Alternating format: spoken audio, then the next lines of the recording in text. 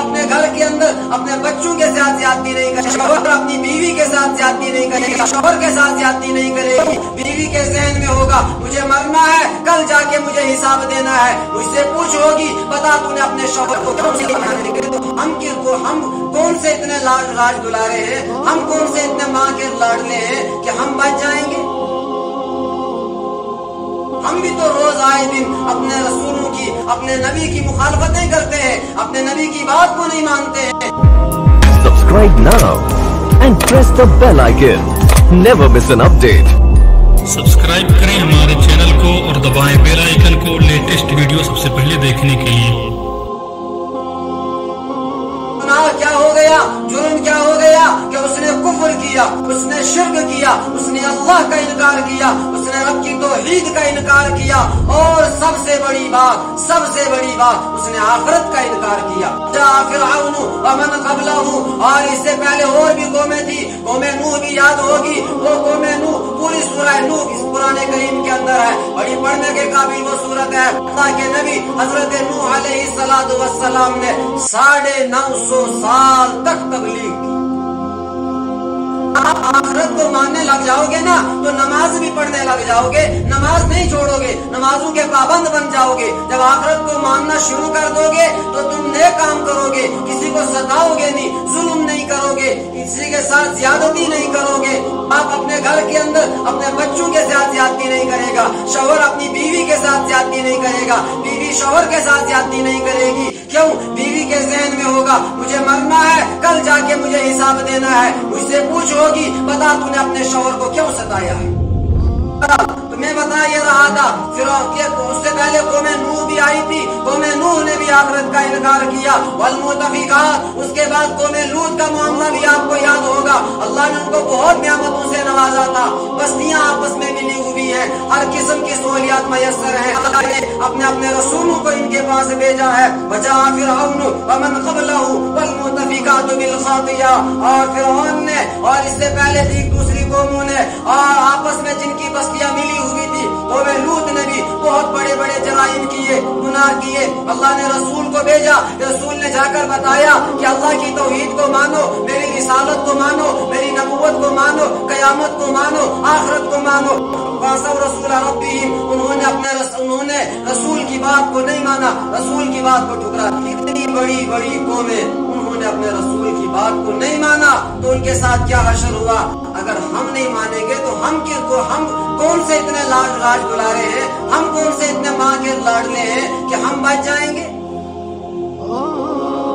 ہم بھی تو روز آئے دن اپنے رسولوں کی، اپنے نبی کی مخالفتیں کرتے ہیں، اپنے نبی کی بات کو نہیں مانتے ہیں۔ نبی نے کہا تھا قرۃ عینی فی الصلاۃ، میری آنکھوں کی ٹھنڈک نماز میں ہے، لیکن میں نماز پڑھنے کے لیے تیار نہیں ہوں۔ کہ رسول کی نافرمانی نہیں تو اور کیا ہے؟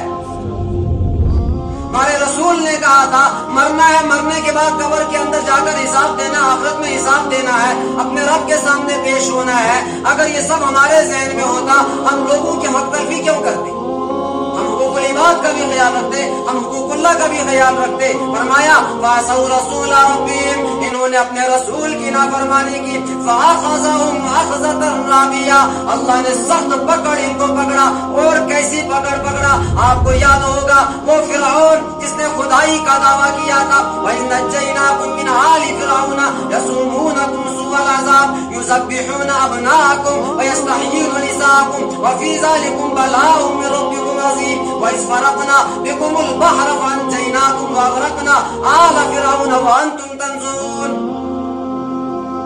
وہ فرعون جس نے خدائی کا دعویٰ کیا تھا، سمندر کے اندر اللہ نے غرق کر دیا، اور تمام مومنین دیکھ رہے تھے اپنی آنکھوں سے ان کو ڈوبتا۔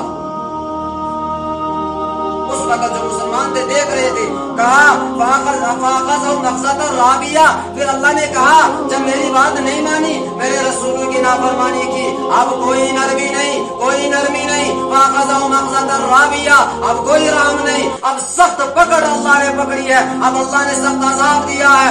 اور وہ قوم نوح 950 سال کی تبلیغ کے بعد بھی بات نہیں مانی۔ اِنَّا لَمَّا طَغَى الْمَاءُ حَمَلْنَاكُمْ فِي الْجَارِيَةِ، نوح علیہ السلام نے آخر میں دعا کی تھی رَبِّ لَا تَذَرْ عَلَى الْأَرْضِ مِنَ الْكَافِرِينَ دَيَّارًا إِنَّكَ إِن تَذَرْهُمْ يُضِلُّوا عِبَادَكَ وَلَا يَلِدُوا إِلَّا فَاجِرًا كَفَّارًا۔ حضرت نوح علیہ السلام کی اس دعا کی وجہ سے اللہ تعالیٰ نے ایک طوفان آیا، اس طوفان سے پوری قوم نوح تباہ ہو گئی، سوائے مومنین کے کچھ بھی دنیا کے اندر باقی نہیں بچی۔ یہ چیزیں ہیں نا واقعات، صرف پڑھنے کے لیے نہیں، سننے کے لیے نہیں، اصل میں مومنین کو دلاسا بھی دلانا ہے کہ کبھی کبھی ایسا ہو سکتا ہے کہ حالات مومنین کے، ایمان کے، اسلام کے، مسلمانوں کو مٹانے کے در پہ ہوں گے، لیکن مسلمان ہی بچیں گے، کافر مٹیں گے، مسلمان ہی بچیں گے۔ لما طغى الماء حملناكم في الجارية، اور ہم نے مومنین کو اس وقت بھی طوفان نوح کے اندر بھی ایک کشتی کے اندر سوار کر کے اس طوفان سے جس سے کچھ بھی نہیں بچا تھا، اس طوفان سے مومنین اور مسلمانوں کو بچا لیا۔ کیوں؟ لنجعلها لكم تذکرہ، تاکہ یہ سارا ہم نے کیوں کیا؟ تاکہ تمہارے لیے ایک نصیحت بھی بنے، ایک عبرت بنے کہ جو خدا اس طوفان نوح کے اندر جب بچنے کا کوئی سہارا نہیں تھا، کچھ نظر نہیں آ رہا ہے، جو خدا اس وقت مسلمانوں کو بچا سکتا ہے، وہ خدا آج بھی جب ہمیں مسلمانوں کو ہر طرف سے مٹانے کی کوشش کی جا رہی ہو، وہ خدا آج بھی زندہ ہے، وہ آج بھی بچا سکتا ہے۔